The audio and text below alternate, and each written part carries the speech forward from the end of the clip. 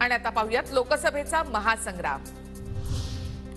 काँग्रेस प्रवक्ते राजू वाघमारेंचा शिंदे गटामध्ये प्रवेश, मुख्यमंत्री शिंदेंच्या उपस्थितीमध्ये वाघमारेंचा पक्षप्रवेश।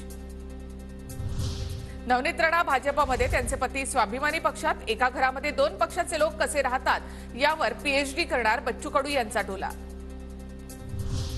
महाविकास आघाडीच्या पालघर लोकसभेच्या उमेदवार भारती कांबळींच्या प्रचारासाठी उद्धव ठाकरे मैदानात। 12 एप्रिलला पालघरमध्ये ठाकरेंची तोफ धडाडणार, बोईसर तारापूर रस्त्यावरील आंबटगोड मैदानावर सभा होणार। पोरादेवीला यवतमाळचे दोन्ही उमेदवार आमने सामने, शिंदे गटाच्या राजश्री पाटील आणि ठाकरेंचे संजय देशमुख आमने सामने।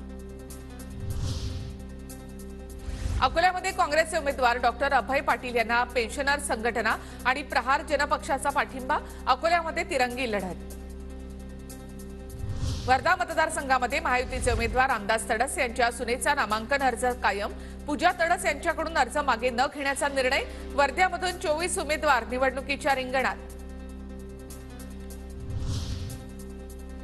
एकनाथ खडसेंच्या अडचणीत वाढ होण्याची शक्यता, अवैध खनिज उत्खनन प्रकरणी खडसेंसह कुटुंबाला हायकोर्टाची नोटीस, हायकोर्टाच्या नोटीसीमुळे रक्षा खडसे यांची उमेदवारी धोक्यात। बजरंग सोनावणे यांनी अर्ज मागे घेऊ नये, पडण्यासाठी तयार राहावं, पंकजा मुंडे यांचा बजरंग सोनावणे यांना आव्हान। भाजपाचे पुण्यातील उमेदवार मुरलीधर मोहोळ यांच्या प्रचारामध्ये मुख्यमंत्री शिंदे उतरणार, 11 एप्रिलला पुण्यामध्ये महायुतीचा मेळावा घेणार, तर महायुतीच्या मेळाव्याची शिंदे गटाकडून जय्यत तयारी।